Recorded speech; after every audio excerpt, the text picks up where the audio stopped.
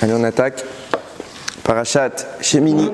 Alors, ce shiur est offert pour le Zivugagun Vetor de Jenny Bat Étoile, Michael Ben Chantal, Yehuda Ben Levana, pour la Refoua Shelema du Ravelio Ben Fradji, Naomi Simcha Bat Rachel, Zari Bat Fibi, et Leiloui Nishmat, David Ben Mesaouda, Gabi Mecha Bat Esther, Gabriel Ben Esther, René Chai Ben Mazal, Mathilda Noya Bat Angel, et Acharon Chaviv, Arav Meir Mazouz, Shalach Lebet Olamo, qui nous a quittés au Chaba.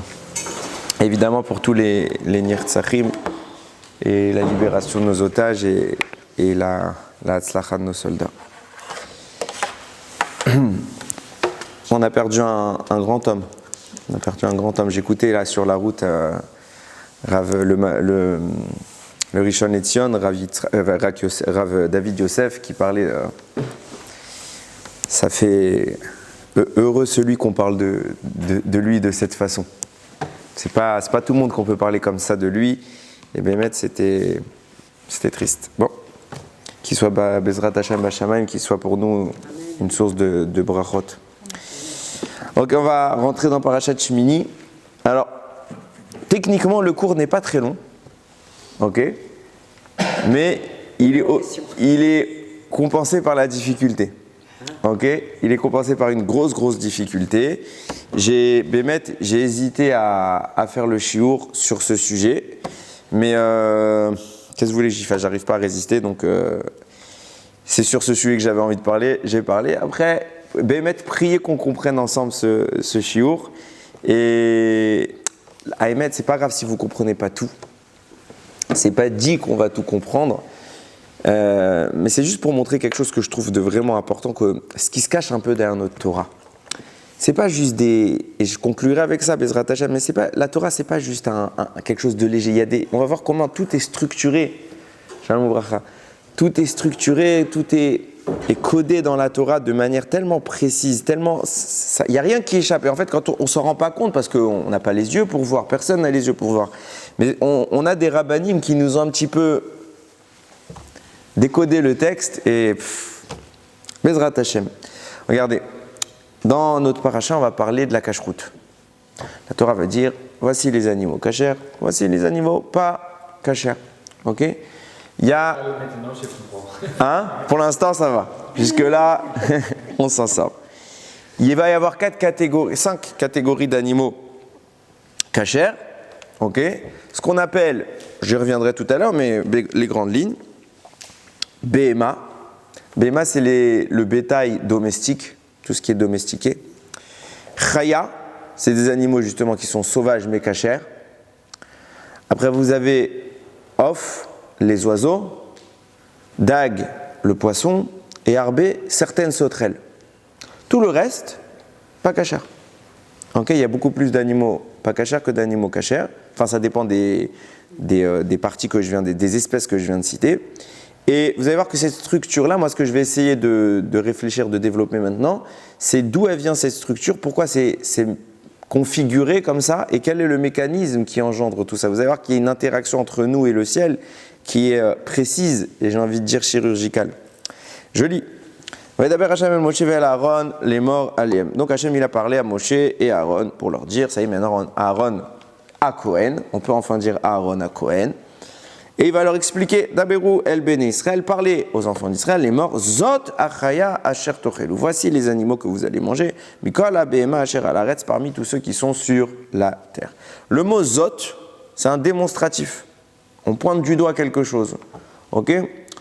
Par exemple, Parashat HaChodesh, HaChodesh Hazé, ce Chodesh, ce mois-là, Rachamim nous dit, Hachem a montré à Moshe la lune. Il lui a dit, voilà, comme ça, c'est Rosh Chodesh. Quand elle est bidjouk comme ça, c'est Rosh Chodesh. Donc il y a quelque chose, il y a une démonstration. Donc là, pareil, Zot achaya, voici les animaux que vous pouvez manger. Nous dit la Gemara dans Masechet Choulin. Akadosh Baruch Hu, il a montré à Moshe Rabbeinu tous les animaux. Celui-là tu manges, celui-là tu manges pas, celui-là tu manges, celui-là tu manges pas. Alors, on sait qu'Hachem il peut tout. On sait que le problème du temps n'est pas un problème. Hachem fait ce qu'il veut, comme il veut, quand il veut. C'est pas un vrai problème, Ifnatsu. Cependant, ça sert à quoi? Ça sert strictement à rien de montrer à Moshe celui-là. dis-lui, comme nous on fait, est-ce que ici, parce que bien évidemment, Moshe, c'était pas un professionnel du monde animal, ok, donc évidemment qu'il y a des animaux qu'il connaît, mais il y a des animaux que personne sur Terre y connaît. On les a même pas encore découverts, tellement qu'on sait qu'il y en a qui peuplent la planète. Donc c'est clair, net et précis que Moshe ne connaît pas tous les animaux. Donc Hachem, quelque part, il lui indique ce qu'il a besoin de savoir. Mais nous non plus, on ne connaît pas tous les animaux, et ce n'est pas du tout un facteur qui nous empêche d'identifier ou non la cacheroute animale. On a des critères. S'il a les critères, il est cachère. S'il n'a pas les critères, il n'est pas cachère. Je n'ai pas besoin de savoir le nom de l'animal, je n'ai pas besoin de voir l'animal. Le type, il est perdu dans le désert. Okay, il est perdu en pleine forêt. Pourquoi Adam a donné les... Alors on va y venir à tout ça. Mais perdu en pleine forêt, il a besoin de manger, il chasse, il voit un animal, il voit est-ce qu'il a les sabots fendus, est-ce qu'il rumine, cachère. Moi, je sais pas. Ah, il s'appelle comme ça, je m'en moque. Je peux le manger ou je peux pas le manger. Je peux ou je peux pas. C'est des signes simples. J'ai pas besoin de connaître et de l'avoir déjà vu dans ma vie. Ouais. Eh ben, on voit qu'Hachem, il a besoin de quelque part de montrer à Moshe. Donc on va devoir réfléchir. Qu'est-ce qu'il lui a montré? Il y a quelque chose qui est quelque chose de plus qu'une simple image. On imagine mal un défilé de tous les animaux. Lui, non. Lui, oui. Bon, ok, c'est pas vraiment utile. D'autant que quand on va un tout petit peu plus loin, on voit qu'il y a un midrash dans l'Yel Kuchimoni qui dit d'où il lui a montré, il lui a tiré d'en dessous de son trône, comme ça il dit, un crâne de feu. Et il lui a dit, tu vois, si ce crâne, il est un peu percé comme ça et comme ça, alors l'animal, bon c'est pas écrit la suite du texte, mais on comprend ce qu'il veut dire, l'animal n'est pas caché. On voit que c'est pas Stam qui lui a montré il lui a fait des images, il lui a fait passer les animaux, mais Mamash, il lui a montré la source, le shoresh profond. Et ce qui nous dérange, enfin ce qui me dérange, c'est que ce shoresh, il vient d'où? Du Kisé Akavod, du trône d'Akadosh Baruch, en dessous du trône. Or, on sait que ce qu'il y a en dessous du trône d'Akadosh Baruch, c'est les Neshamot du Ham Israël. Donc ça veut dire quoi? Ça veut dire que la source qu'Akadosh Baruch est en train de pointer du doigt, entre guillemets, à Moshe Rabbeinu, elle provient du même lieu spirituel que nous. Pourquoi ça vient de là-bas? Ce que Moshe est en train de voir, pourquoi il faut que ça vienne de là-bas? Je m'attendais, rationnellement, à quelque chose de beaucoup plus bas. Beaucoup, beaucoup plus bas. Pourquoi? Parce qu'on est plus haut que les animaux. Donc, logiquement, on devait avoir quelque chose de plus bas. Quel est le lien avec nous, maintenant? Ok, bon, c'est des questions très simples. Mais vous allez voir que il va falloir réfléchir. Je reviens sur des notions que j'ai déjà évoquées, et puis après on va pouvoir dérouler Bezrat Hashem. Le Ben Yehoyada, il rappelle les propos du Harizal. Et c'est sur ce point-là que tout démarre. Le Harizal, il rapporte justement ce que vous avez dit tout à l'heure, que Adam Arishon a nommé tous les animaux qu'Akadosh Baruch Hu lui a présentés. Il lui a dit, lui c'est Shor, lui c'est Hamor, lui c'est ça, lui c'est ça, lui c'est ça. Ok? Et le Harizal, il dit, pourquoi il a eu à faire ça? Réponse, le Harizal, il dit c'était leur tikkun. C'était leur tikkun. Ça veut dire, on a expliqué je ne sais pas combien de fois maintenant, le monde n'est pas complet, notre travail est de le compléter. Dans le règne animal, comment Adam a parachevé la création? En regardant les animaux et en identifiant la source profonde qui a généré l'animal. Ça veut dire quoi? Il n'a pas seulement donné des noms que ça lui plaisait bien. Il n'a pas dit genre c'est joli, je vais l'appeler taureau. Non, ça n'a rien à voir. C'est-à-dire que Adam a repéré qu'il s'appelait déjà taureau et que ce mot shor, composé des lettres qui le composent, c'est ça qui a généré le shor. Donc il faut qu'on l'appelle shor. Pourquoi? Parce que sa source s'appelle shor. Et moi maintenant, Adam Arishon, je vais descendre cette source-là qui est parfaite dans un élément imparfait pour qu'elle vienne le compléter. Donc je m'adjoins à Hachem pour terminer le travail. Donc chaque nom qu'Adam a donné est le complément et la source qui va permettre de compléter la création. Donc Adam a terminé, au moment de Bereshit, a terminé le tikkun, la réparation des animaux. Ce qui vous explique que jusqu'à Noach, au moment où il est sorti de la Teva, donc 1656 ans plus tard, on n'avait pas le droit de manger de la viande. On était végétarien. Pourquoi? Parce qu'il n'y avait aucune raison justifiant de manger la viande. Parce qu'ils étaient parfaits. Vous savez, le tikkun était fait. Donc, il n'y avait pas besoin. Ce qui va se passer, on avait le droit pour les sacrifices. Adam avait le droit de faire un sacrifice animal, mais il n'avait pas le droit de consommer. Seulement, dans la logique, il aurait dû pouvoir. Pourquoi? Parce que malheureusement, Adam va fauter. Et sa faute va détruire le travail qu'il a mis en place. Donc l'animal, de la perfection qu'Adam l'a élevé, va redescendre, il va être déchu et redevenir ce qu'il était avant qu'Adam n'intervienne dessus. Seulement comme Adam est responsable de ça, Hachem ne lui a pas autorisé à manger. Et on va voir d'Afka que les animaux ils vont descendre encore plus bas que ce qu'ils étaient, puisqu'on voit qu'à l'époque de Noach, même les animaux se sont pervertis. Donc on voit qu'il y a eu un impact négatif de toute cette génération qui n'a pas été en mesure de réagir comme Adam l'avait fait avant qu'il ne faute. C'est seulement qu'après cela qu'Hachem va autoriser la consommation des animaux. Ok, maintenant, pourquoi Hachem va autoriser la consommation des animaux? Justement pour pallier à ce que Adam a détruit. Adam, en nommant, il a fait un événement, une action qui est titanesque. Il a réussi à percer le secret de la création du monde. Pour voir une entité et être capable de repérer ce qui la génère au plus profond, pas dans un aspect physique, mais dans un aspect ésotérique, dans un aspect spirituel, il faut être pas n'importe qui. Même les malachim ne pouvaient pas le faire. On le verra par la suite. Adam a réussi. Donc ce qu'il a fait, c'est un tikkun, mamash, c'est quelque chose de... C'est un mok, c'est très profond. Après, ils n'y arrivaient pas. Donc Hachem n'a pas demandé aux hommes de consommer tout de suite, parce qu'en fait, dans leur potentiel, ils étaient proches d'Adam, ils auraient peut-être pu, par le verbe, par la parole, réparer comme Adam, ils n'ont pas réussi. Donc Hachem va passer au plan B. Maintenant, on va manger.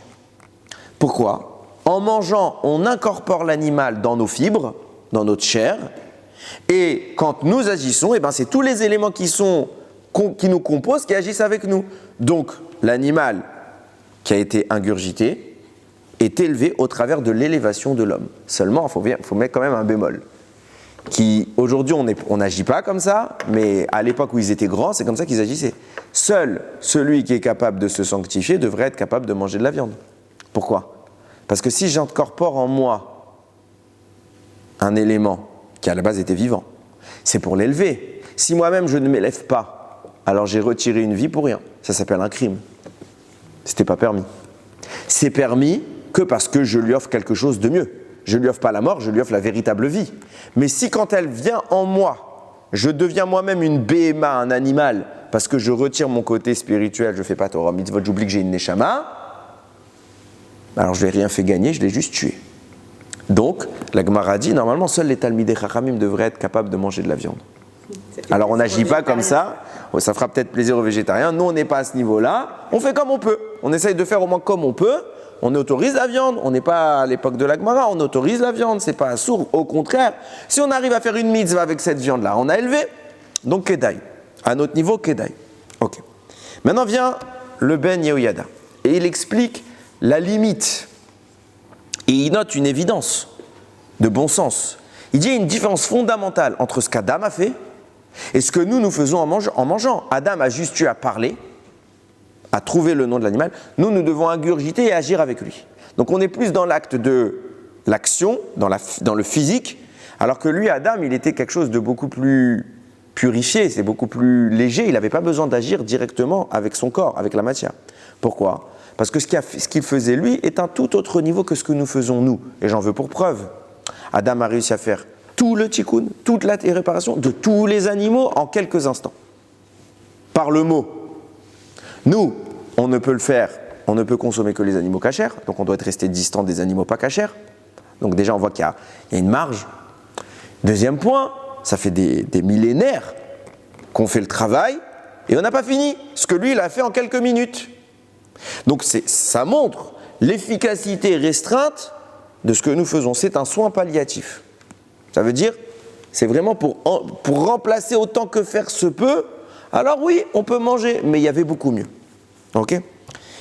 Vient nous dire le Ben Yehoyada. Maintenant, on commence à comprendre pourquoi Akadosh Baruch Hu, il a montré à Moshe les animaux sans simplement lui expliquer. Pourquoi? Parce que si déjà Adam, en prononçant le nom de l'animal, il est capable de le réparer à un niveau de perfection, Alachat Kama Vekama, combien Akadosh Baruch Hu, si c'est lui qui prononce, qu'est-ce qui va se passer? Parfait, parfait, parfait. Si Adam il peut, Hachem il peut. Donc, Hachem ne prononce pas, nous dit le Ben Yehoyada. Il n'a rien dit, il a montré. Qu'est-ce qu'il a montré à Moshe?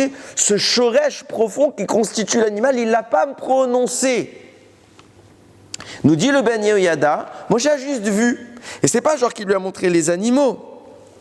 Il lui a montré l'essence animale, ce qui le génère. Et Moshe n'avait pas le nom. Quand est-ce qu'il a obtenu le nom? Au moment où il a voulu l'écrire. En voulant l'écrire, alors Moshe, il a eu un Ruach HaKodesh, et le nom est apparu dans son esprit. De là, on voit quelque chose, ça c'est moi qui le dis, j'ai l'impression que même Moshe n'a pas prononcé. Parce que déjà, Moshe, il a atteint Adam, en termes de niveau, après Matan Torah. Donc s'il avait prononcé, alors le tikkun était fait. Pourquoi Hachem ne veut pas prononcer lui-même? Tout simplement parce qu'Hachem ne veut pas faire le tikkun lui-même. Sinon, il l'aurait fait depuis le début. Il veut que ce soit la mission des Bnei Israël. Donc, à l'époque d'Adam, c'est qui les Bnei Israël? C'est Adam. Donc tout le monde est concentré en Adam. Si Adam fait, tout le monde fait. Parce qu'on est une partie qui le compose. Toutes les Neshamot du Ham Israël sont en Adam. Donc nous aussi on agit. Donc ensemble, on a pu faire ce tikkun. Moshe, même s'il a atteint la madriga d'Adam et qu'à lui tout seul, il équivaut aux 600 000 Neshamot du Ham Israël, il a en face de lui un peuple juif. Et il ne peut pas agir pour eux. Puisque lui-même, il est plus dans le monde de la faute, puisque lui, il n'a pas participé à la faute du veau d'or. Il est impacté, il est dégradé par l'erreur des autres. Mais lui, il n'a pas fauté. Donc c'est à eux de remonter. Sinon, si Moshe pouvait faire tous les tikkunim, il n'y avait pas de problème. Hachem ne lui a pas demandé. Il lui a dit, tu ne rentres pas en Israël pour la même raison. Moshe pouvait faire venir ma chère tout de suite, pouvait construire le Beth Amikdash tout de suite, comme on a expliqué plein de fois. Hachem lui a dit, non, pas toi, parce que ce n'est pas à toi de faire. C'est ceux qui ont un problème qui doivent réparer leur problème. Si je donne des médicaments à quelqu'un qui est sain, qui n'est pas malade, ça ne va rien lui faire. Celui qui doit prendre les médicaments, c'est celui qui est malade. Autodavar, les Bnei Israël sont malades spirituellement, il faut les guérir, mais ce n'est pas à toi de les guérir, c'est à eux de se guérir eux-mêmes. Donc j'ai comme l'impression que Moshe non plus n'a pas. C'est pour ça qu'il a écrit. Mais il leur a montré, il leur a expliqué, il leur a donné les critères. Mais c'est d'air. Maintenant qu'on a compris ça, ça veut dire qu'on a commencé à toucher du doigt ce qu'Hachem a montré à Moshe. Qu'est-ce qu'Hachem a montré à Moshe? C'est le mécanisme qui génère depuis le ciel. Okay, donc le mécanisme de la source parfaite vers la source imparfaite. Comment on est parti de la base de la création au résultat obtenu? Ça, Hachem il l'a montré. Et c'est ce mécanisme-là que j'aimerais qu'on essaye de toucher légèrement du doigt. Et pour ça, on va introduire pas mal de notions, des notions qu'on a déjà vues parfois, des notions qu'on n'a pas encore vues, Bezrat Hachem, et ensemble, ça fera quelque chose qui va nous permettre de comprendre. On a un principe que j'ai évoqué plein de fois, c'est Shlomo HaMelech qui dit Zé Eleumat, Zé Asa Elokim. Ce qu'il a fait Hachem dans le bien, il l'a fait dans le mal. On a évoqué plusieurs fois que le monde est légiféré par la notion des sphirotes. Je ne vais pas les citer, juste que vous sachiez, il y a 10 sphirotes. Qu'est-ce que c'est que des sphirotes? C'est des canaux qui permettent de répercuter les sources divines. Ok? Il y a 10 sphirotes. De même qu'il y a 10 sphirotes dans le bien, qui vont générer une source positive, il y a 10 sphirotes de l'autre côté. Et qui vont générer des sources négatives. Nous dit le Zohar HaKadosh, les 10 sphirotes du bien vont générer les animaux cachers, les 10 sphirotes du mal, ils vont générer les animaux pas cachers. Jusque-là, c'est pas compliqué. Mais Noé, il a bien introduit des animaux cachers et non cachers dans l'arche, non? Et ça fait quoi? Non, mais c'est juste pour dire. Oui. Mais Hachem, soyons clairs, Hachem les a créés. D'accord. Simplement que le procédé qui va les générer n'est pas le même. Si Hachem ne les voulait pas, ils n'existeraient pas. Hein. Tout ce qu'Hachem ne veut pas, il n'y a pas de problème. Je reprends. Maintenant, le Zohar, dans un autre passage, il détaille un peu plus la constitution de chaque endroit. Il explique et il commence à corréler tout cela à l'existence humaine. Il dit Adam. Qu'est-ce que c'est qu'un Adam? Pas tout le monde est appelé Adam. En français, on traduit Adam par homme, mais ça ne veut pas dire homme. Adam, ça veut dire Adam. C'est une notion, Adam. C'est un état. Qu'est-ce que c'est qu'Adam? C'est celui qui a en lui la répercussion des énergies positives qu'Akadosh Baruch Hu a placées dans le monde. C'est celui qui a en lui la capacité de se lier au divin. Ça, c'est Adam. C'est pour ça que la Torah nous dit, vous êtes appelés Adam, les autres ne sont pas appelés Adam. Ça ne veut pas dire que les autres ne sont pas des hommes. Il y a eu les goïms ont fait des procès aux juifs pour dire, vous nous appelez pas des hommes, donc on est des sous-hommes. Vous n'êtes pas des sous-hommes, chas v'shalom. Qui a écrit ça? Nulle part, c'est écrit dans la Torah. Seulement que comme on traduit Adam par le même mot que Ish, ou Anashim, ou ce que tu veux, alors il y a un amalgame. En français, il y a un seul mot pour parler de l'homme, c'est l'homme. Mais en hébreu, il y a plusieurs mots, et ce n'est pas la même stature. Ça veut dire quoi? On parle de responsabilités différentes. Adam a une responsabilité spirituelle. les autres ont une autre responsabilité dans le monde. La capacité à s'appeler Adam dépend de ce rôle. Pas tout le monde n'a le même poste dans une entreprise, pas tout le monde a le même rôle sur Terre. Même les nations, ils ont un rôle, faut pas croire. Les fois, on croit que quand on dit Amanifrar, on est le peuple élu, ça veut dire qu'on dénigre les autres. Non, on n'a pas le même rôle. C'est une nouvelle traduction. On n'a pas le même rôle. On est choisi pour ce poste, oui. Eux, ils sont choisis pour un autre poste. Tout au final sert à Kadosh Baruch Hu. Si Kadosh Baruch Hu a créé quelque chose, c'est qu'il voulait qu'ils soient là. Donc autant que nous on est là, il voulait qu'eux ils soient là. Il n'y a pas besoin de regarder avec mépris le Chaz v'Shalom. Je reprends ce que je disais. Adam, qu'est-ce que c'est qu'Adam? C'est la source qui va générer. Mais ce qu'on voit de Adam, c'est son corps. Le corps est un habit. Ok? Pareil, de cela va être généré d'autres habits. Vont être générés d'autres habits. Nous dit le Zohar, de Adam, dans les parties plus basses, on sait qu'il y a plusieurs parties dans l'âme, il y a la partie la plus basse qu'on appelle le Nefesh. Du Nefesh de Adam, ce qui est le point commun qu'on a avec les animaux sont animés par un Nefesh. L'humain a un Nefesh. C'est la partie qui anime. D'abord, le mot animaux vient du mot animer. C'est la capacité de se mouvoir. Donc la partie Nefesh, qui est présente en Adam, c'est de cette partie-là que va être extrapolée la notion animale, qui lui aussi va s'habiller dans un corps. Le corps n'est pas l'animal est ce qu'il y a à l'intérieur du corps. Le shor, quand on parle d'un taureau, ou d'un chamor, d'un âne, ou de n'importe quel animal, c'est pas ce qu'on voit c'est son vêtement. Quand on parle de l'animal, il est à l'intérieur. C'est quoi l'animal? C'est ce que je vous explique, ce que Moshe Rabbeinu il a vu. C'est ça que Moshe Rabbeinu il a vu. Pas le corps de l'animal, pas son habit, c'est son shoresh, sa source. Ça, c'est ce qui est affilié à Adam, à savoir ce que Rabbi Shimon Bar Yochai avait expliqué comme étant les sphirotes positives. Maintenant, il y a les sphirotes négatives. Ça veut dire quoi négative? C'est ce qui va créer tout le reste. Tout ce qui est un homme, mais qui n'est pas un Adam. Les nations. Les nations viennent de cet endroit-là. Et ils sont créés par Akadosh Baruch Hu dans un autre profil. De ces nations-là, qui malheureusement vont pratiquer l'idolâtrie, ne vont pas suivre le Derech HaTorah, va être générée dans leur profil une source. De même qu'Adam il a généré une source animale, mais même chez eux va se générer une source animale, qui elle aussi va être vêtue d'un habit qui s'appelle le corps. Quand vous voyez un porc, un chazir, vous ne voyez pas le chazir, vous voyez l'habit du chazir. À l'intérieur, il y a un chazir. De même que vous ne me voyez pas, vous voyez mon vêtement. Donc on a un parallèle entre Adam qui représente les bénis Israël, l'humain qui représente les nations, qui vont générer tous les deux l'entité animale, chacun dans son profil. Vous commencez à comprendre ce que je disais tout à l'heure, comme quoi on a cette entité des sphirotes qui s'habille et qu'Akadosh Baruch Hu a montré à Moshe, il y a un mécanisme qui va légiférer chacune des structures. Ok? Maintenant, on va pouvoir un peu approfondir. Si on part du postulat que l'animal pas kasher tire sa source du monde Goy, l'animal kasher tire sa source du monde de Torah, des Bnei Israël.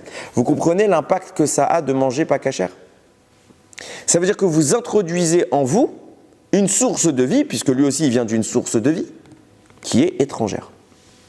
Donc vous avez une sorte de schizophrénie, vous avez une âme juive et un morceau d'âme non juive. Ce qui explique pourquoi ça crée un blocage dans la compréhension du divin, dans la compréhension d'Hachem. Pour vous dire à quel point, Rami me dit, celui qui ne mange pas kasher, il a des grandes difficultés à comprendre la Torah. Et une histoire vraie, ce que je vous raconte, j'étais professeur, moi, avant de Kodesh, quand j'étais en France, et bien, un jour, j'avais un élève, Mamash, il était chacham. Mamash, il était intelligent, puis kéar, il comprenait tout, généralement. Chaque fois que j'avais des discussions avec lui, il était très intelligent. Mais par contre, quand on faisait de la Gemara, il pigeait rien. Il pigeait rien. Alors, il y a plusieurs facteurs qui peuvent faire qu'une personne ne comprend pas. Le professeur étant souvent la première des raisons. Donc, je me suis posé la question, peut-être que je lui ai mal expliqué. Donc, je l'ai expliqué. Je voyais que mes maîtres, c'était difficile. Là où des élèves, en apparence moins intelligents, arrivaient à comprendre, lui, il ne comprenait pas. Donc, je me suis dit, bon, peut-être qu'il n'est pas si intelligent que je crois. J'ai vérifié dans le hall. Maths, tout. comprend tout. Les professeurs faisaient des éloges sur lui. Je dis, mais je comprends pas. Comment il comprend pas le chiour? Je parle pas de, il comprenait rien. Mais quand ça devenait un peu compliqué, Mamash, il essayait. Il fallait le répéter 3-4 fois. Alors je vais voir un collègue à moi, un professeur de Kodesh. Je lui dis, dis-moi, ça t'est déjà arrivé ça qu'un gosse qui est intelligent, il ne comprenne pas la Gemara? Il m'a dit, t'en as un dans ta classe? Je lui dis, mais je te promets, je ne comprends pas. Je lui explique. Il faut au moins 3-4 explications avant qu'un élève normal, pas plus brillant, pas plus bête qu'un autre, normal, il comprend en 2 minutes. Et lui, non, il ne comprend pas, il faut que je lui répète, il n'arrive pas à faire la synthèse. Il me dit, sûr, il ne mange pas cachère. Il me dit, sûr, il ne mange pas cachère. Je lui dis, pourquoi tu me dis ça? Ah, quel écart? Il me dit, bah, c'est la Torah nous dit que quelqu'un qui a un blocage, alors qu'il ne devrait pas l'avoir, je ne parle pas quelqu'un qui n'a pas les capacités. Quelqu'un qui a les capacités, mais il a un blocage, c'est la cache-route. Je lui dis, ah. Il me dit, vérifie. Bémet, j'ai vérifié, il ne mangeait pas cachère. Bémet, il mangeait taref. Chasdei Hashem, on lui a fait faire tchouva. En très peu de temps, la Gemara, ça roulait comme les maths, comme toutes les matières. En très peu de temps. Bémet, c'est un S. Je disais, j'en crois pas mes yeux.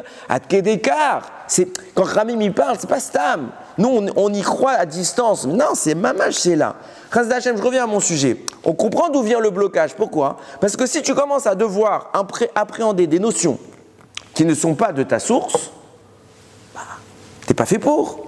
Il y a cette frontière-là. Oui. Il y a quand même la question si on prend du lait cachère avec de la viande cachère. Si on prend de la viande cachère avec du lait cachère. Ouais. Mélangé? Oui, c'est pas cachère, on est d'accord. Mais est-ce que ça rentre dans cette catégorie? C'est sûr que ça crée un blocage, puisqu'il y a un mélange de deux choses inverses. Par exemple, c'est écrit pareil pour le mélange de chatnez, le lin et la laine, ça bloque notre filote, etc. Est-ce qu'à Kedekar, j'ignore. Parce que l'enfant, quand il n'est pas encore, je pense pas en vrai. Pourquoi? Parce qu'Alpia, c'est même clair, Alpia, un enfant a le droit de ne pas attendre les 3 heures pour manger. Ok? Les 3 heures, les 6 heures. Ok? Après, il y a des âges, on va commencer à l'éduquer au fur et à mesure. Ok? Donc, a priori, pas à ce point-là, il n'est pas encore astreint au mitzvot, mais c'est sûr qu'on ne lui donne pas à manger pas cachère. Pas cachère, taref. Mélanger ensemble aussi, c'est pas bien. Et de façon, avec le temps, quand il arrêtera, c'est un défaut qui guérira. Mais c'est sûr que, de façon générale, tout impact négatif, toute chose qui n'est pas appelée mitzvah, qui est appelée avera dans la Torah, ça a un impact négatif. C'est pour ça que même déjà, les bébés, on leur dit, si vous voulez qu'ils grandissent dans la Torah, j'étudiais ça, j'étudiais en Chavruta avec mon fils, et on faisait la halachot. Et on parle ilchot netilat yadaim, et là-bas, il rapporte, celui qui veut que son enfant grandisse dans la pureté, qu'il lui fasse netilat yadaim depuis le jeune âge. Mamash, tout petit. Ça fait quoi? Ça prend 2 secondes. Tu lui laves les mains, il y a une impureté le matin dans les mains, enlève, ta siret. Comment généraliser le fait que ceux qui soient bloqués par l'étude du Talmud ou de la Mishnah, pour ceux qui ne mangent pas cachère, je veux dire, je parle des hommes en règle générale. Parce qu'ils ont une source. Comment vérifier tout ça, quoi, je veux dire? Je ne suis pas en train de faire un test scientifique qui va dire, vous voyez, il y a des statistiques. Je dis, moi, je l'ai constaté. La Chachamim, ils nous disent, ça a marché. Ok, je reviens à mon propos. Maintenant qu'on a compris ça, on va rentrer dans les détails. Comment fonctionne tout ce que je viens de vous expliquer? Alors maintenant, je vais introduire plein de notions de sod. Ok, essayez de ne pas vous embrouiller. N'essayez pas de tout retenir. Essayez juste de compartimenter. Ok? On a expliqué plein de fois que le monde est créé sur la structure du nom d'Hachem. Yud, Ke, Vav, Ke. 4 lettres. Yud, Ke, Vav, Ke. Elles sont dans toutes les compartimentations que vous pouvez imaginer. Partout, il y a Yud, Ke, Vav, Ke. Maintenant, il y a la notion de l'écriture simple et la notion de l'écriture pleine. J'ai expliqué plusieurs fois dans les shiurim qu'une lettre de la Torah, c'est comme une mezouza. Okay? C'est comme un parchemin qui est enroulé. Ça veut dire on voit à l'extérieur, on voit une soura, une structure, mais si je déroule, il y a plein de lettres à l'intérieur. Donc je peux écrire la lettre en façon normale, telle que je l'écris, je la vois, le Aleph. Et je peux l'écrire telle que je l'entends. Et donc j'écris Aleph, 3 lettres. Aleph, Lamed, Fait. Au lieu d'une seule lettre. Okay? Et puis après, vous avez plein de ramifications comme ça, vous pouvez aller à l'infini. Ok. Le nom d'Hachem, Yud, Ke, Vav, Ke, si je lui applique ce principe-là, alors lui aussi, il a une écriture déroulée. L'écriture pleine. Avec une variable. C'est que les lettres qui composent Yud, Ke, Vav, Ke, elles ont plusieurs versions en déroulé. Exemple. Le He, On a trois manières d'écrire le He. Soit on l'écrit He Yud, en déroulé, soit on l'écrit He Aleph, soit on l'écrit He He. Le Vav, pareil, on peut l'écrire Vav Vav, Vav Aleph Vav. Il y a plusieurs. Ok? Vav Yud Vav. Ça va créer quoi? C'est sur ces lettres principalement que ça se produit. Ça va créer 4 manières d'écrire le Yud Ke Vav Ke en déroulé. Ces 4 manières-là, ce n'est pas de l'aléatoire. Elles viennent pour une raison précise. C'est que ça permet de créer 4 strates d'intervention de ce nom. Ce nom se manifeste sous un angle différent en fonction de la manière dont il est représenté. Donc quand ce sera les Yud, quand ce sera les He, quand ce sera les Aleph. Ça vous crée 4 strates. Comment on identifie ces 4 strates? Par leur valeur numérique. Quand vous écrivez Yud Ke Vav Ke avec que des Yudim, des Yud, quand vous l'écrivez avec Aleph, etc., etc. Ok? Comment on les retient? Ça s'appelle les valeurs numériques. On les retient à force de les prononcer. Vous n'allez pas les retenir. La première s'appelle Rav, Ain Bet, valeur numérique 72. La deuxième elle s'appelle Sag, Samer, Gimel, valeur numérique 63. La deuxième elle s'appelle Ma, Mem, He, valeur numérique 45. La troisième elle s'appelle Ben, valeur numérique Nun, valeur numérique 52. Ne retenez pas, c'est juste 4 noms. Av, Sag, Ma, Ben. C'est quoi Av, Sag, Ma, Ben? C'est 4 manières d'écrire le Yud Ke Vav Ke. Et c'est 4 entités qui vont générer des notions différentes. Les 2 premières sont génératrices des 2 deuxièmes. Les 2 dernières.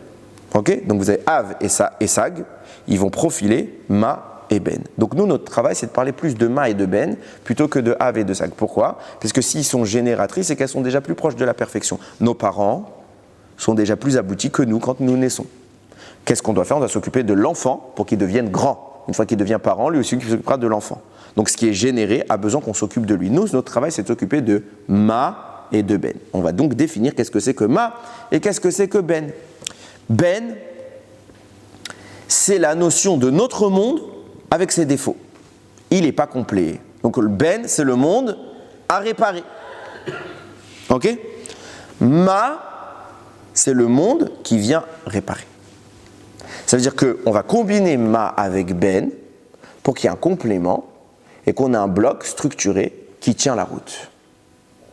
Quand vous prenez Ma, valeur numérique 45, quand vous prenez Ben, valeur numérique 52, ensemble, que vous combinez pour créer ce monde, ça vous crée la valeur numérique du mot Zman, le temps.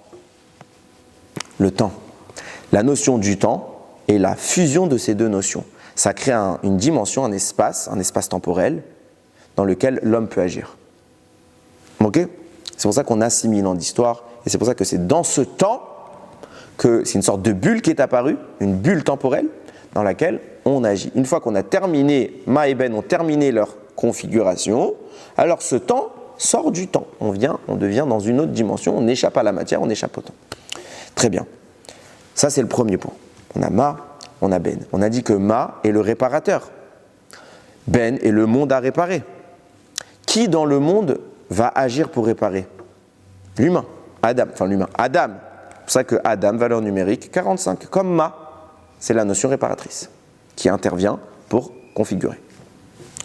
Maintenant, on va plus loin. Maintenant que vous avez ces notions, vous les gardez bien en tête. Il y a une autre dimension qu'on évoque souvent, c'est la notion de Chesed et de Gvura. Chesed en français, miséricorde. Gvura, rigueur. Il y a, dans l'intervention du Chesed et de la Gvura, chacun a 5 sources.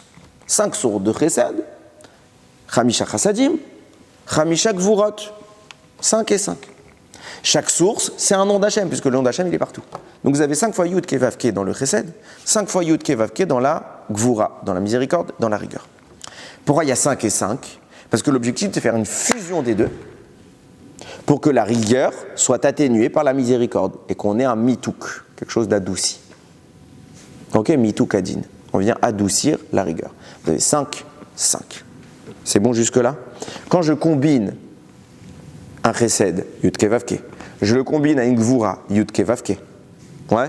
Yud Ke Vav Ke, valeur numérique 26 dans le côté Chesed. Yud Ke Vav Ke, valeur numérique 26 dans le côté Gvura. Je les combine, ça fait 52, ça vous fait un Ben. On ne peut pas combiner 1 et 1 au lieu de 5, 5? Non, 1 avec 1.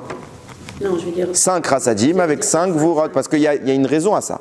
Je vais pas vous faire un shiur entier de, il faudrait prendre le Etzraïm et vraiment travailler. Je fais ce que j'arrive à vous dire. Ok, donc vous avez Yud Ke Vav Ke, rigueur, miséricorde, fusion, ben. Nous dit le Harizal, sachez que la miséricorde va adoucir la rigueur, mais elle ne va pas tout adoucir. Pourquoi? Il n'y a que dans la configuration du système, et ça encore je ne vais pas vous l'expliquer, mais il y a des raisons, il n'y a que 3 forces de rigueur qui vont réussir à être adoucies, laissant 2 forces de rigueur intactes. Donc vous avez quoi mathématiquement, si on schématise? Vous allez avoir 2 chesed qui vont partir ailleurs, laissant 3 chassadim et 3 rigueurs, gvurot, et on va les fusionner. Ça vous fait ben. Ouais? Il reste quoi en dessous? 2 gvurot. Ils vont, puisqu'elles sont seules, elles vont se réunir ensemble pour créer une super gvura. Une super gvura. C'est quoi? Encore Yud Ke Vav Ke, encore Yud Ke Vav Ke. 26, ça crée un autre ben, mais qui est différent des 3 premiers. Les 3 premiers, c'est le sucre et le sel mélangés, c'est doux. Ça va, c'est apaisé. Le dernier, c'est du sel à l'état pur. La rigueur absolue. Donc vous avez 3 ben moyens, un ben très dur. Ça vous fait Arba Banim. Vous comprenez pourquoi dans la Haggadah on parle Keneged Arba Banim Dibra Torah, contre 4, en rapport avec 4 enfants parle la Torah. Sens simple, on parle des enfants. Sens profond, on parle de ce que je viens de vous dire. Ok. Maintenant que vous avez ça à l'esprit, on va commencer à expliquer les propos du Harizal à notre propos. Ils sont partis en haut quelque part. C'est quelque chose. Non. De miséricorde. Non. Je vous ai dit tout à l'heure, il y a quoi? Il y a 5 types d'animaux cachers. Chaya, animaux sauvages. Behema, animaux domestiques. Nous dit la Gemara, c'est les mêmes. La chaya est inclue dans la behema. Je ne vais pas analyser mathématiquement la chaya, bien que le Harizal le fait et ça rentre parfaitement. Je ne veux pas rendre les choses trop compliquées. Puisqu'elles sont incluses l'une dans l'autre, je m'arrête sur behema. Okay? Qu'est-ce que c'est que la behema, nous dit le Harizal? La behema, c'est la super rigueur des 2 morceaux qui s'est collé ensemble. Ouais? C'est pour ça que la behema est l'animal kasher le plus lourd, qui est affairé au sol et il ne peut pas en sortir. Il ne vole pas, il est collé à la matière. C'est de la rigueur à l'état pur. C'est le ben strict. C'est pour ça que valeur numérique du mot behema, 52, comme ben. Boule. Behema, 52, comme ben. Et c'est pour cela que la behema, elle est quelque chose de gas, de lourd, d'épais. Ensuite de ça, vous allez avoir Off, les oiseaux. Qu'est-ce que c'est que Off? C'est les 3 que je vous ai dit qui ont fait un mélange de chesed, de la miséricorde avec la rigueur. On avait un Yud Ke Vav Ke avec un Yud Ke Vav Ke des 2 côtés. On a fait fusion, ça a donné 3 ben qui sont atténués. C'est pour ça que le mot Off, valeur numérique 156, 3 fois 52, c'est les 3 ben atténués. Ça rentre bien, hein? Ça rentre même trop bien. Mais c'est pas tout. On continue. Avant d'aller plus loin, j'ai oublié de dire quelque chose de très intéressant. C'est la manière dont on va devoir identifier ces 2 animaux, avant de parler des 2 autres que j'ai cités tout à l'heure. La behema, le bétail, et les oiseaux, le off. La Torah, pour behema, pour les animaux, elle nous donne des critères de cacheroute. Il faut qu'ils aient les sabots fendus et qu'ils ruminent. Pour les oiseaux, elle ne donne pas de critères de cacheroute. Il y en a, c'est les rachamim qui vont les donner, mais ce n'est pas écrit dans la Torah. Pourquoi les critères de cacheroute de la volaille ne sont pas aussi importants, aussi marqués que les critères de cacheroute du bétail? C'est simple. Puisque le bétail correspond à une rigueur violente. Alors il faut atteindre cette notion de façon violente. Tandis que la volaille correspond à quelque chose d'atténué. Donc ce n'est pas la parole d'Hachem directement qui va en parler, c'est la parole de l'homme qui va répercuter dans une version plus soft, moins stricte. On sait que la halakha, sans dénigrer les propos des sages, mais une halakha des sages est un peu moins importante qu'une halakha de la Torah. Et ça, c'est moi qui l'ajoute, je le dis en faisant un grand peut-être, c'est pas écrit comme ça. Peut-être que c'est la raison pour laquelle ces 2 animaux, ces 2 types d'animaux, doivent vivre une shrita. On doit les égorger. Pourquoi? Parce qu'ils ne sont pas complets. Je vous ai dit qu'au total, il y a combien de ben? Il y en a 4. Ok, 3 atténués, 1 strict. Les animaux, le bétail, ils en ont qu'1 sur 4. Les volailles, ils en ont que 3 sur 4. À chaque fois, il leur manque quelque chose. Donc, ça veut dire que chaque fois qu'il y a un manque, c'est quelque part comblé par une notion négative. Donc, pour leur retirer, on va agir par les forces du mal. Le couteau, c'est l'arme du mal. C'est l'arme d'Esav. C'est l'arme de l'ange de la mort. Donc, on doit tuer. La mort, c'est la mort. On doit tuer qui est l'incarnation du mal, qui incarne la mort. Le malach hamavet, c'est le Satan. Donc, on doit procurer la mort nous-mêmes. Par un acte, qu'est-ce que j'ai envie de dire, violent. Violent, cruel. Pourquoi ? Parce qu'il y a un impact du mal, il y a un incomplet. Retenez ça. Maintenant, on passe aux 2 autres espèces. On avait quoi ? Arbé, la sauterelle. Et Dag, le poisson. Ces 2 espèces-là sont composées de quoi ? De tout. Ils ont les 4 bennes. Les 3 atténués et le 4e qui est la rigueur incarnée. Hachem l'a voulu comme ça, donc c'est un complet, c'est un élément complet. On voit ça, ben c'est simple. Valeur numérique du mot arbé, c'est 4 fois ben, 208. Il a les 4. Arbé, 208, c'est les 4 ben. Ah, le poisson, il a valeur numérique 7, on s'en sort pas. Nous dit le Harizal, mais c'est normal que le poisson, il n'ait pas la valeur numérique que la sauterelle, elle a. Pourquoi ? Parce qu'il a les 4 banim, les 4 ben dont je vous parle, mais dans un format différent. Il y a 2 différences qui distinguent le poisson de la sauterelle, dans la structure spirituelle. C'est que la sauterelle, elle les a réellement incorporées. Ça veut dire que ces sources-là la constituent intrinsèquement, à l'intérieur d'elle. Le poisson en est seulement imprégné à distance. Je vulgarise énormément. Ceux qui savent étudier, qui voient dans les mots que ce n'est pas ce qui est écrit là-bas dans le Harizal, ils parlent de klalout et de pratout. Je ne vais pas rentrer là-dedans. Et il précise que le poisson, comment s'est fait son fonctionnement, c'est pas qu'il a tout pris d'un coup. D'abord, il a pris les 3 atténués, et après, la 4e valeur est entrée en lui. Mais cela s'est fait, comme je vous l'ai dit, une sorte de distance. Donc, il ne va pas avoir la valeur intégrale, il va avoir une allusion à ces valeurs. C'est pour ça qu'il est composé d'un guimel à la fin, valeur numérique 3 pour les 3 premières sources qu'il a incorporées. Et la 4e valeur est incorporée est signifiée par le dalet pour dire que c'est la 4e valeur qui n'est pas pareille que les 3 premières, qui est différente et elle s'est mise à la suite. Donc vous avez le guimel est venu, puis le dalet est venu, ça vous a fait le mot dag, dans une notion distante. Ce qui vous a distingué dag, le poisson, et arbé, les sauterelles. Ils ont la même source dans une sorte de climat varié. Ok ? On comprend, grâce à ça, le mécanisme de toute la cache-route. Toute la cache-route est articulée par des banim. Ben. Ben, je vous ai expliqué quoi depuis tout à l'heure ? C'est la notion du monde à réparer. Par quoi il est réparé ce monde ? Par le 2e monde que j'ai appelé Ma, qui correspond à l'homme. C'est pour ça que l'homme doit agir sur eux, doit ingurgiter ces notions, parce que l'homme est ce qui représente le monde réparateur. Et donc Adam, valeur numérique Ma, il s'approprie ces dimensions-là, à condition d'être un vrai Adam, il s'approprie ces notions-là, et grâce à cela, ensemble, on constitue une sanctification. Ça me fait sourire parce que nous, on avait l'habitude de manger des sauterelles en Algérie. Ça c'est un temps que je n'ai pas connu. Aujourd'hui, personnellement, je n'y arriverai pas, mais oui, ça existe. C'est une sorte de sauterelle cachère, et vous savez à quelle période ça peut être. Il faut les connaître. Maintenant, je reprends. Vient Nushem Mishmuel. Il pose une question simple. Il dit si ce système, enfin il ne le pose pas comme ça, mais c'est ce que ça insinue. Sa réponse insinue cela. Si ce système existe, côté Tahor, côté pur, c'est Léoumadze, on a expliqué qu'il y a 10 sphirotes pures, 10 sphirotes impures. C'est le même principe de l'autre côté.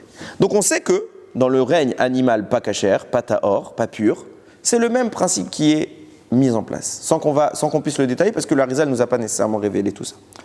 Maintenant, la question se pose, c'est que j'ai compris comment je peux agir sur le côté positif, les animaux cachers. Comment je peux agir sur les animaux pas cachers ? Comment je peux faire le tikkun ? Puisque je ne peux pas les manger. Je ne peux pas les manger. Puisque le principe, c'est de dire que le ma, Adam, va intervenir sur le ben, les 4 types d'animaux. Comment ? En les s'appropriant. Je peux pas m'approprier les animaux pas cachers. Je vais pas manger du chien, je vais pas manger du cheval. C'est ce qu'il va dire exactement, mais il va falloir qu'on essaye de réfléchir un peu plus. Le Shamish-Shmuel, il dit exactement ce que vous avez dit. Comment? En ne les mangeant pas, on les répare. Alors moi, personnellement, j'ai eu du mal à comprendre ça. Pourquoi? Parce que comment en ne faisant rien, on est métaken? Je m'explique. On a expliqué quoi depuis le début? On a dit, il faut qu'on s'approprie en nous, il faut qu'il y ait une fusion de ma et de ben pour constituer quelque chose. Ok? Il faut qu'il y ait un alliage. Et quand c'est ensemble, alors on peut agir. Quand c'est séparé, ah ben on ne pourra pas agir. Si j'avais pas ma qui vient taper sur ben, séparément, ben il n'est pas complet. Donc comment tu veux concevoir? C'est ma question, je n'ai pas dit que c'est vrai ce que je dis. Tout ce que je vais dire là, le petit paragraphe que je vais dire là, vous le trouverez écrit nulle part. C'est ma réflexion et peut-être je me trompe. Et c'est pas grave si je me trompe, ça n'implique pas grand-chose. Mais je réfléchis comme ça, modestement. Comment, en ne faisant rien, on peut en arriver à réparer quelque chose? T'as un mur, il est cassé, tu regardes et tu dis, en ne faisant rien, il va se réparer. C'est pas la même chose. C'est exactement la même chose. Pourquoi? Parce que il y a des forces du bien, naturellement, qui existent dans les animaux non cachers. Pourquoi? Parce que le mal ne peut exister que s'il a une source de vie. Or, le mal, c'est la mort. Qu'est-ce qui lui donne une source de vie? Le bien. On a expliqué, je ne sais pas combien de fois dans les shiurim, que le mal a réussi au moment de la faute d'Adam à s'approprier des sources de vie. Et c'est ce qui lui permet d'exister. Donc, comment le mal, il a dérobé la vie, et je ne vais pas aller la chercher, elle va revenir d'elle-même. C'est un petit chat qui va trouver sa route pour retourner à la maison. Il faut que je fasse quelque chose. Comment concevoir qu'en faisant rien, nous dit le Shamish, en faisant rien, ça veut dire que tu as envie de les manger, tu ne les manges pas. Et ça récupère tout. C'est plus ou moins facile, c'est plus facile, j'ai l'impression, que c'est plus facile de récupérer les forces du bien prisonnières du mal, que de libérer les forces du bien qui sont du bon côté. Pourquoi? Parce que je vous ai expliqué que pour manger de la viande, il faut l'incorporer, il faut faire des mitzvot, il faut être un ben adam tzadik, ta'or, talmid racham. Vous en connaissez, vous, des talmidei rachamim partout comme ça? Non, bah, au Racham, il y en a beaucoup, mais il n'y a pas tant que ça, c'est pas facile. Alors que, il suffit que je sois quelqu'un qui soit shomer mitzvot, shomer kashrut, je mange pas kasher, et je fais le tikkun de tous les animaux pas kasher, alors qu'eux, ils sont ensevelis dans une masse d'impuretés terrifiante. C'est pas facile. Comment c'est possible qu'en faisant rien, je le libère? C'est plus dur à libérer quelqu'un qui est 10 mètres sous terre que quelqu'un qui est sur le bord, à la surface. Eh ben non, c'est comme ça que ça fonctionne. Alors peut-être, je dis bien c'est mon avis, il ne vaut pas grand-chose, mais on réfléchit comme ça. Peut-être on peut dire comme ça. Comment ça fonctionne cet équilibre? On a dit, on a le côté positif. Qu'est-ce que c'est que le côté positif? Il a forcément un peu de mal aussi, le côté positif. Parce que s'il n'avait pas de mal, déjà on a expliqué que tout s'est mélangé, mais s'il n'avait pas de mal, j'aurais rien à réparer.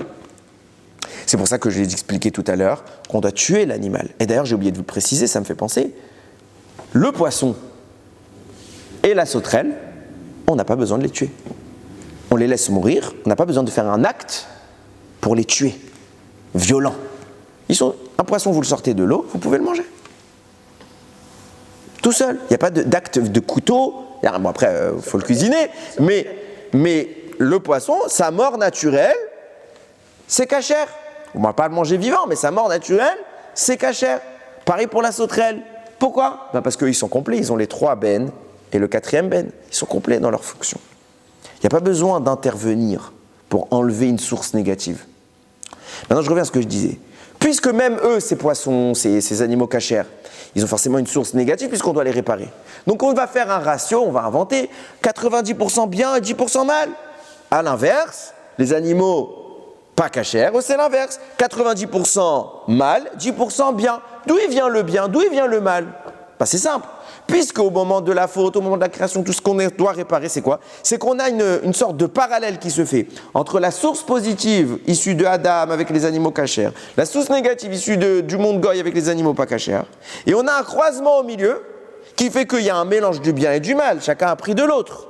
Donc le mal qui est présent du côté droite, positif, il vient d'où? Il vient de ce qui était là, du côté gauche. Il y a un petit trou, on a enlevé, et on l'a mis là. Et il a pris la place de quoi? Des sources positives qui étaient là. Ces sources positives-là, elles sont allées comme un Lego, compléter les sources, le vide laissé par les sources négatives. Ouais. Donc qu'est-ce qui se passe? Quand quelqu'un, il mange pas kasher, alors il rajoute du bien dans le mal, ça c'est très mauvais. Quand il mange pas kasher, il laisse seulement. Quand il va manger kasher, il va faire tout ce que je viens d'expliquer. Qu'est-ce qu'il va faire? Il va séparer le mal et le bien de ce qu'il a mangé. La petite source négative, les 10% là qui se sont incrustés, je vais faire une shrita, où je vais provoquer la mort d'un animal, quand c'est un animal qui n'a pas besoin d'une shrita, ça va lui enlever sa partie impure, et moi je vais pouvoir récupérer la partie pure. Sa partie impure, là maintenant, elle va où? Nous disait le Zohar tout à l'heure, quand j'ai parlé de Adam, des goïms, des animaux cachers, des pas cachers, au final, chacun retourne à sa source. Donc je comprends que la petite partie des 10% impurs que je fais la shrita dans l'animal pas cacher, que je récupère que le pur, je fais la shrita, ces 10% impurs, où est-ce qu'ils retournent? À leur endroit, mais à leur endroit, il y a de la pureté. Pour qu'ils puissent rentrer, il faut que la pureté sorte et elle soit remplacée. Donc en mangeant kasher, j'extrais le pas kasher et je le force à taper l'endroit où il y a du kasher pour le libérer. Donc je ne mange pas kasher, je m'abstiens de manger pas kasher. Donc je permets à ce que la source positive elle reste telle qu'elle est. Et en mangeant kasher, je remplace la source positive là-bas par ma source négative et j'échange. Et donc même en faisant cela, je fais un acte, je mange kasher et je fais le tikkun du kasher et du pas kasher. Le kitsour, il faut manger kasher. Ah mais kitsour, il faut plus que moi, si c'est pas qu'un kitsour. Il y a toute la halachot. C'est ça pour tous les mots, tous les chilonim. Maintenant ce qui se passe, regardez, on va jusqu'au bout, comme ça on va pouvoir conclure. Tout cela se fait par l'entremise de l'homme. On comprend combien c'est chachouv meod la kashrut. C'est pas stam, chachouv meod. Maintenant, on va commencer à revenir sur ce qu'on a dit tout à l'heure. Je vous ai dit, Moshe Rabbeinu, Akadosh Baruch Hu, il lui a montré les animaux, il leur a trouvé toute cette structure, leur source dans le ciel. D'où vient cette source? D'en dessous du trône d'Hachem. Pourquoi elle vient de là-bas? Parce que c'est exactement le même cheminement que Adam, puisque l'animal kasher provient de ce que je vous ai dit des parties basses, nefesh de Adam, c'est la même entité, encore peut-être un échelonnage plus bas. Mais c'est la même chose. C'est pour ça qu'Adam peut les réparer. Donc Akadosh Baruch Hu les lui montre. Et on a expliqué quoi tout à l'heure au nom du Ben Yoyada? C'est que ce tikkun que nous faisons par la bouche est beaucoup moins efficace que celui qui avait été fait de l'origine. Comment ça s'est fait à l'origine, à un moment d'Adam? Par une nomination. Il a nommé les noms. Il a donné des noms aux animaux. Là-bas, le Midrash nous précise un peu mieux ce qui s'est passé. Akadosh Baruch Hu, il a créé Adam. Viennent les malachim et disent Ribono Shel Olam, c'est quoi ce truc? Il a dit, il est supérieur à vous en sagesse. Ah bon, comment? Il a regardé, il leur a amené les animaux malachim, il leur a dit, à votre avis, comment on les appelle? Ils n'ont pas su répondre. Ils n'ont pas su comprendre. Ah, j'en sais rien, moi, comment tu veux que je les appelle? Vous voyez, vous ne comprenez même pas. Regarde Adam. Adam, celui-là, tu l'appelles comment? Il a dit, celui-là, Shor, comme j'ai expliqué tout à l'heure. Mais la suite du Midrash nous dit quoi? Après que Adam ait nommé tout le monde, Kadosh Baruch Hu lui a dit, et toi, comment tu devrais t'appeler? Adam a dit, puisque je viens de Adama, appelle-moi Adam. Kol hakavod. Après Hachem lui a dit, et moi, comment on devrait m'appeler? Il a dit, puisque tu es le maître, on devrait t'appeler Amonai, le Seigneur. Il a dit, Kol hakavod. Si je vais jusqu'au bout du raisonnement du Ben Yoyada et du Harizal, j'ai dit quoi? Quand Adam a donné un nom aux animaux, il a fait quoi? Il a fait un tikkun sur les animaux. Je déduis donc que quand il s'est donné un nom, il a fait un tikkun sur lui-même. Et plus que ça, quand il a donné un nom à la Shekhinah, il a fait un tikkun sur la Shekhinah. Et comment c'est possible de faire C'est tout le but de la vie, on doit faire un tikkun sur la Shekhinah. Ne pas confondre Shekhinah et Dieu. Ah, oui. Shekhinah, on dit que la Shekhinah est en exil. D'accord. Qu'est-ce que c'est que la Shekhinah en exil? Shekhinah, c'est une dimension de Dieu. C'est la partie qu'Akadosh Baruch Hu veut qu'on intervienne. C'est tout ce que je vous explique Ben depuis tout à l'heure, mais je ne veux pas rentrer là-dedans. Ok? Il se passe quoi? Adam a fait un tikkun sur la Shekhinah en lui donnant un nom. Et cette appellation, ce nom qu'il donne, il est beaucoup plus efficace que le fait de manger. Pourquoi? Qu'est-ce qui se passe?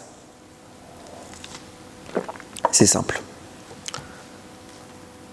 Chachamim nous disent, comment Dieu a créé le monde? Istakel beoraita venivra olam. Dieu a regardé le monde, il a regardé la Torah, et il a créé le monde. C'est quoi la Torah? C'est l'âme du monde. C'est le shoresh dont je vous parle depuis tout à l'heure. Et c'est par elle qu'on fait le tikkun. Comment j'étudie la Torah? Par quel organe? La bouche. Je parle de Torah. Je parle de Torah. Si je ne parle pas, je ne fais pas le tikkun. pour ça qu'il ne faut pas étudier à voix basse. On ne doit pas étudier à voix basse, il faut étudier à voix haute. C'est pour ça que vous allez dans un Beth Midrash, balagan, des cris, etc. Pourquoi? On étudie à voix haute, comme ça. C'est ça, Derech HaLimoud. Même si ça me dérange, moi personnellement, moi je suis Baal Tshuva. Je suis plus le format bibliothèque dans le calme où tu travailles et tu es concentré. Quand à côté de moi il y a du bruit, j'ai un mal fou à me concentrer. Mais c'est comme ça qu'on étudie. Comme ça on étudie. Donc on essaie de créer les uns plus forts que les autres, comme ça on ne les entend pas. Mais c'est comme ça que ça doit se passer. Qu'est-ce qui se passe? Quand Adam Arishon va nommer les animaux, il va remonter, puiser dans la source créatrice de ce monde, dans l'âme du monde, qui s'appelle la Torah, et il va manipuler les lettres de la Torah pour comprendre que le Shor s'appelle Shor. Et pour donner vie à cette entité-là, il ne suffit pas de simplement dire le mot. Parce que si moi je dis Shor, vous connaissez tous ce que c'est qu'un Shor, un taureau. Je dis Shor, le taureau il est métoukan, il est réparé? Pas du tout. Il faut connaître la source qui anime ce mot. Cette énergie profonde qu'on appelle la Torah. C'est pour ça qu'on doit l'étudier, et que même les malachim, ils ne sont pas arrivés à faire ça. Adam était à une dimension de contemplation de la Torah où il pouvait animer l'entité en question. Quand il disait Shor, il faisait descendre la source profonde. Et puisque cette source profonde, on commence par quoi? On commence par le bas, puis on remonte. Le bas, c'est le règne animal, mais le bas, il vient d'où? Il vient de l'homme. Donc après, il doit atteindre le deuxième étage. C'est quoi le deuxième étage? L'homme lui-même. Donc Akadosh Baruch Hu lui demande comment toi tu t'appelles. Parce qu'Adam aussi doit être réparé. Il a dit, moi, maintenant que j'ai réparé les animaux, j'ai réparé les ben, alors il faut que je fusionne ben avec ma. Ma, c'est Adam. Ben, c'est les animaux. Donc il a dit, moi je m'appelle Adam, je fais mon tikkun. Et il doit s'appeler Dafka, une valeur numérique de 45. Sinon ça ne marche pas. Il fait son tikkun. Troisième niveau, une fois que toi tu es prêt, alors comment t'es arrivé à ce niveau-là? T'es arrivé à comprendre ce qu'était l'animal. T'es arrivé à comprendre ce que toi tu étais, à trouver ton propre nom dans la Torah. Comment t'arrives à ça? Ton propre nom, c'est quoi notre nom à nous? Notre nom à nous, c'est Israël.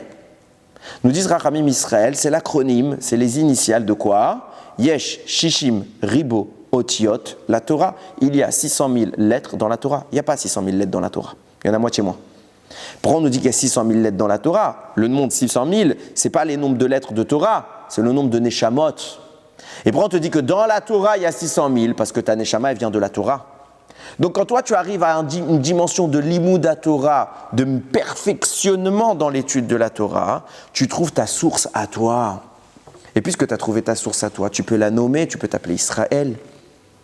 Et une fois que tu as trouvé ça, tu as trouvé l'âme du monde. L'âme du monde, c'est là. Je termine juste ça. L'âme du monde, c'est quoi? C'est la Shekhinah. Du coup, tu peux nommer Dieu. Et quand tu diras Dieu, Amonai, etc., tu ne dis pas juste un mot. Tu donnes vie à ce mot. Tu donnes à la Shekhinah, quelque part, un droit d'existence ici-bas. Les fautes ont bridé ce droit d'existence. On ne voit plus la Shekhinah. Mais subitement, tu commences à voir la Shekhinah, à être connecté à elle. Et c'est ce qu'on appelle l'accès au Ruach HaKodesh, à l'esprit divin. Et le Zohar, il dit quelque chose d'extraordinaire. Il explique quoi? Je vous ai dit qu'il y a des animaux, il faut leur faire la shrita. Ouais, c'est les animaux qui n'ont pas le complet, l'état complet. Il y a des animaux, il n'y a pas besoin de leur faire la shrita parce qu'ils sont déjà complets. C'est le poisson et la sauterelle. Comment s'appelle leur mort? Parce qu'ils ont quand même une petite part d'impureté, donc il faut qu'ils meurent. Mais comment s'appelle leur mort dans la Torah? Asifa. Asifa, ça veut dire quoi en hébreu? Une réunion. Une réunion. Ça connote l'idée d'un retour à quelque chose. Il se réunit à sa source. Les Talmidei Chachamim n'ont pas la même mort que le commun des mortels, nous dit le Zohar. Comment c'est écrit quand un tzaddik il meurt dans la Torah? Je vous donne l'exemple, un parmi tant. Je vous donne cet exemple parce que c'est celui choisi par le Zohar, mais il y en a d'autres.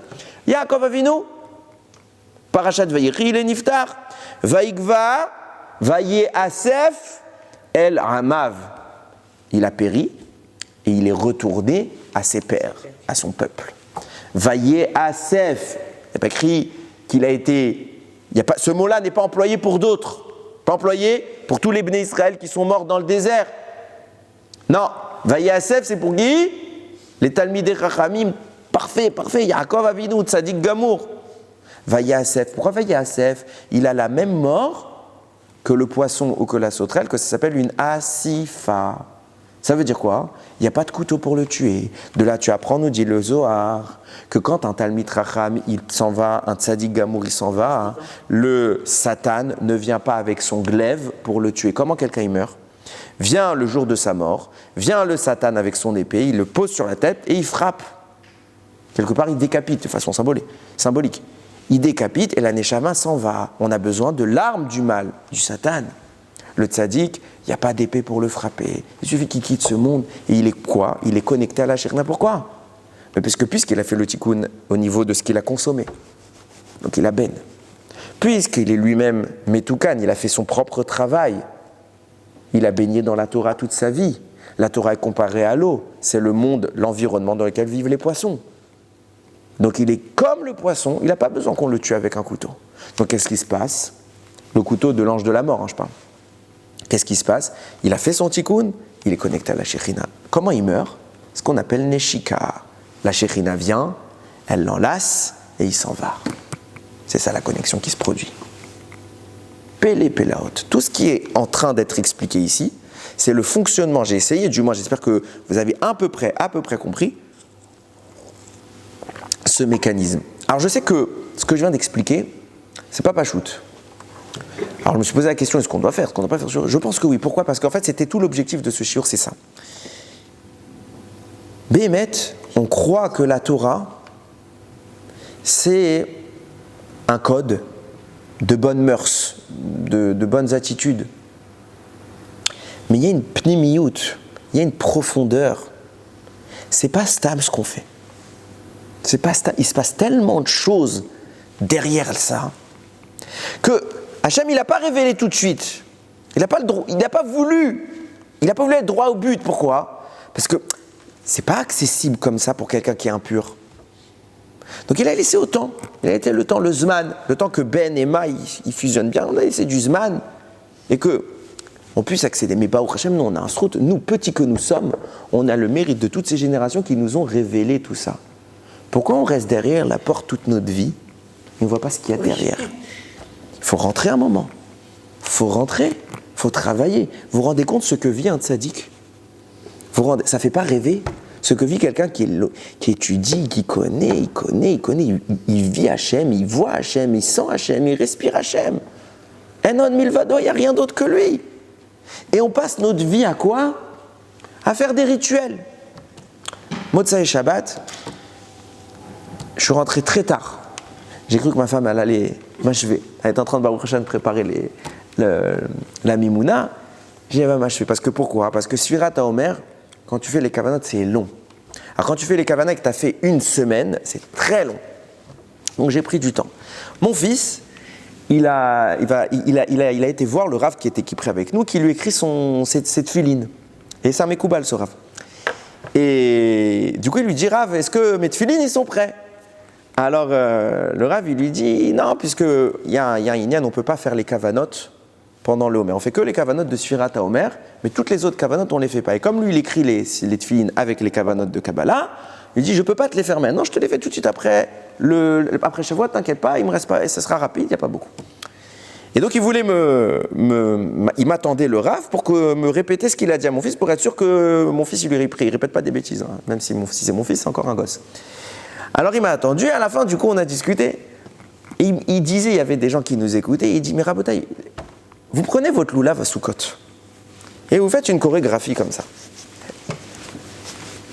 Vous faites quoi? Qu'est-ce qui se passe quand tu regardes? C'est une chorégraphie? Tu regardes les Chazvé Shalom, Amavdil, les Alfé Avdalot, Amavdil Ben Kodesh, les Chol. Tu regardes les Goïm, etc. Je sais pas, les Indiens, ils dansaient pour faire la pluie. C'était une chorégraphie. Pour eux, c'était un acte religieux. On fait quoi, nous? On prend le loulav, on fait ça. Ça fait quoi? Ah, si tu fais ça, ça fait pleuvoir, etc. Qu'est-ce qui se passe? Il se passe quelque chose. On dit Ayom, on compte. 1, 2, 3, 4, 5. Pourquoi? Parce que les Bnei Israël, ils étaient pressés d'arriver. C'est vrai! Mais quoi, la Sfirat HaOmer, elle n'existait pas avant que les Bnei Israël naissent? La Sfirat HaOmer n'était pas écrite dans la Torah avant que la Torah nous soit donnée? Puisque la Torah précède le monde, elle avait déjà la Sfirat HaOmer.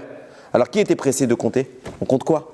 On fait quoi quand je dis? Et vous voyez dans plein de livres, et Baruch Hashem, ils le mettent, ils vous disent aujourd'hui, si vous regarderez, il y a écrit Chesed Sheba Chesed, Chesed Sheba Tiferet, etc. Ça veut dire quoi tout ça? On te dit il faut être metaken, tes midot, il faut travailler sur toi. Comment? Tu fais quoi? Dis-moi, comment je fais pour. Je suis quelqu'un de Gvoura, je suis le djinn, je vais maintenant devenir Chesed. J'appuie sur un bouton. Là, ça, c'est des belles phrases à émettre, c'est joli. Travaille tes midot, deviens un grand sadique, deviens calme, deviens gentil, généreux. Comment tu fais ça? Explique-moi. J'ai pas de réponse à vous donner. Du moins, pas dans le sens simple. Sens profond, tu veux changer? Comprends ce que tu es en train de faire. Comprends quand tu as fait Ayom, jour 1, jour 2. Qu'est-ce que j'ai fait? J'ai mis des sources à tel endroit, j'ai mis une lumière à tel endroit, et moi j'en profite. Moi je suis impacté par ça. Donc quand je te dis que c'est le chesed du chesed, si je dis juste Ayom tel jour, c'est vrai que je touche un peu, mais de très loin. Alors que si je rentre à l'intérieur, eh ben je fais une belle plongée à l'intérieur de la belle piscine et je me rafraîchis. Et je suis rempli de quoi? D'une fraîcheur que je n'avais pas avant. D'accord, mais et je suis plus grand. On n'est pas obligé de faire le maire. Donc qu'est-ce qu'il nous reste alors par rapport à justement... Non seulement vous n'êtes pas obligé, mais plus que ça, le Harizal dit c'est mal. Oui. Alors, pourquoi? Parce que vous n'avez pas ce travail. Encore une fois. Il faut toujours remettre les choses à leur place. Chacun a son tikkun. L'homme, sur ça il doit travailler. Et donc dans ce niveau-là, lui, il peut réparer quelque chose. La femme, elle ne pourra pas réparer. Par contre, dans ses mitzvot à elle, elle va pouvoir réparer sa structure à elle, que l'homme, il ne peut pas réparer. Exemple, l'homme, il ne peut pas réparer les mitzvot afférentes au mikvé. Nous, on peut aller au mikvé, c'est bien d'aller au mikvé, ça nous donne de la pureté. Mais ce n'est pas une mitzvah.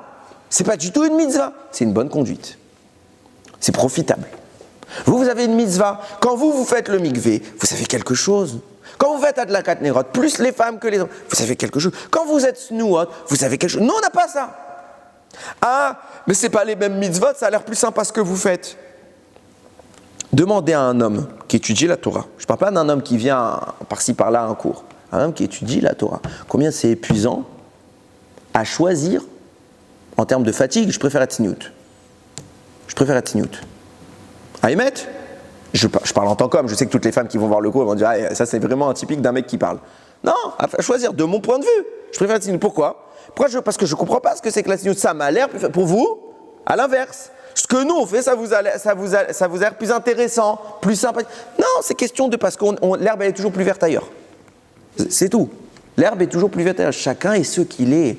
On n'a pas besoin de chercher chez l'autre. Si on arrive à notre fin de vie, après très longtemps, après 120 ans, on a fait tout ce qu'on doit faire, mais il va voir. Alvaï qu'on ait fait. Pourquoi tu veux chercher ce que les autres ils ont? Fais ce que toi tu as à faire. Mais si tu comprends quel doucha tu rentres en toi, ce que tu fais quand tu fais le loulav, quand tu rentres dans la souka, quand tu sonnes du chauffard, quand tu fais ta tfila, quand tu dis shiakol, si tu savais ce que tu fais. Si tu savais. C'est tellement violent que pendant l'Omer, on n'a pas le droit de le faire. On n'a pas le droit de faire ces cavanotes là pendant l'Omer. Rien, que l'Omer. Pourquoi? Parce que l'Omer, il a une puissance qui convient. Mais on fait quelque chose, on est altéré par ça. On est changé. Et c'est ça le but de la vie. Je vous ai fait ce shiur très compliqué, très prise de tête, très mal à la tête. Pourquoi? Juste pour que vous voyez un petit peu. Peut-être que vous n'allez pas tout retenir. Peut-être que vous n'allez même pas pouvoir le répéter. Peut-être que vous allez l'oublier dans 2 minutes. Mais au moins, vous aurez compris quelque chose. Qu'il y a une minutie dans la structure qu'Akadosh Baruch Hu a mis en place. Et ce qu'il nous demande de faire, c'est pas stable. On est précieux. On est important. Et on a un rôle immense. On n'a pas de temps pour autre chose. Yiratson, qu'on termine notre vie en ayant fait le maximum et plus encore. Si on arrive à faire ça, on sera appelé tzadikim. Et comme vous l'avez dit tout à l'heure, même à la mort, les tzadikim sont appelés vivants. Yiratson, qu'on ait la chance de voir cette shekhinah de notre vie et voir le Beth Amikdash redescendre du ciel sur la terre, reconstruit avec Mashiach. Baruch Adonai Leolam. Amen ve Amen.